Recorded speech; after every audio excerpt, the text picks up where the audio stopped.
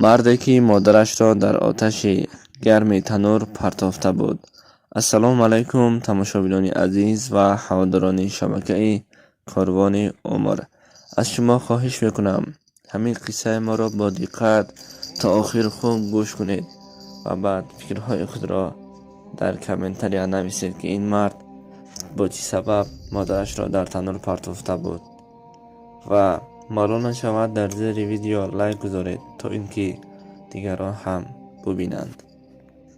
این مرد چنین نقل میکند: از این 40 سال پیش در ماه شریف رمضان در حالت مستی به خانه داخل شدم. وقتی از دروازه داخل شدم که دیدم همسرم برای نان پختن به تنور هیزم پرتافته بود و او را در میداد و من را دید که در حالت مستی هستم. آمد داد و وای کرد، گفت شرم نمی‌دارید؟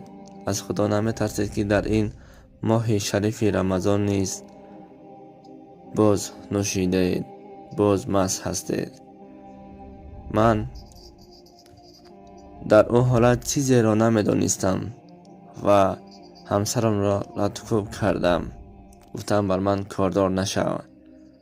وقتی صداهای بلند ما را مادرم شنیده از خانه بیرون شد که در سر رومال سفید، در دست تسبیح.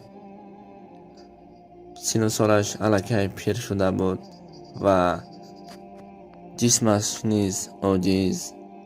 آمد گفت پسرم عیب است، از خدا بترس. مراد همان دوستانی که تو را به این حال دچار کردند. من باشم در حالت مست بودم، نمیدونم که چیکار کردم، چی گفتم. در همان حالت مادرم را گرفتم و در داخل تنور پرتافته بودم و خودم باشد به خانه داخل شده خواب رفتم. صبح شد، از خواب خستم دیدم که همسرم با لباس سیاه بود و گریه میکرد. میگفتم چنجی هست بر تو؟ چی شد که گریه میکنی؟ همسرم گفت باز از من میپرسیده چی شد؟ کاری که دین شما در حق مادرتان کردید خدا شما را نمیبخشد. در حیرت افتادم، گفتم که چیکار کردم؟ گفت دیروز در حالت مستی مادر جان را در داخل آتش تنور پرتافتید کو. و بعدی شنیدن این سخنها باور نکردم. بسی خانه مادرم دوان شده رفتم. فکر میکردم که مادرم در داخل است. میگوید که حاضر میبرایم پسرم. داخل شده دیدم که قرآن باز است و مادرم در آنجا نیست. گفتم نه، مادرم زنده هست، شاید به بیرون رفتگی. بیرون برآمده داد زدم، گفتم مادر جان کجا هستید؟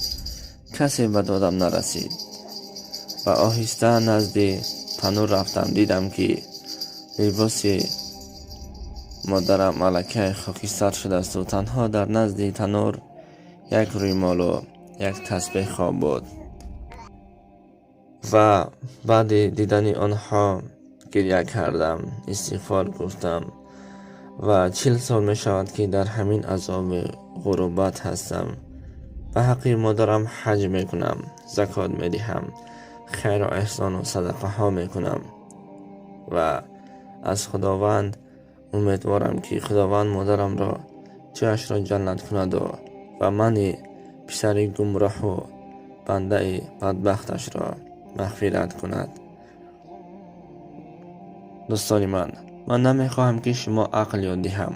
تنها یک ضرر کلان همین عرق را شما شنیده استادید. هرچند که عرق حرام است، اما بعضی ها این را نمیفهمند.